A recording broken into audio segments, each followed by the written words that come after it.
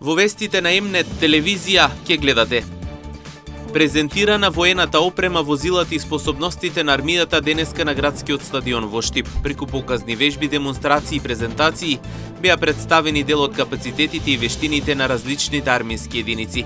Председателката Гордана Силјановска-Давкова, која беше денеска меѓу присутните, оцени дека вежбата Блесок 26 се потврда за високата обученост на армијата.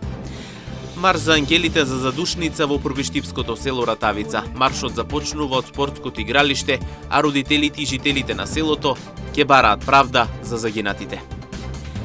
Тренерки кратко облека, папучи и влечки, целосно забранети при влез во просториите на Министерството за внатрешни работи. Според правилата нема да се дозволува облека што е премногу кратка, открива тело или е наменета за плажи и спортски активности. Кодексот ќе важи и за граѓаните и за вработените во одделот за граѓански работи. Лекови за одвикнување од пушењето и контрацепција за прв пат се ставени во есенцијалната листа на Министерството за здравство.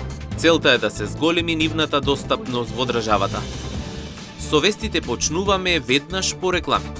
Останете со нас.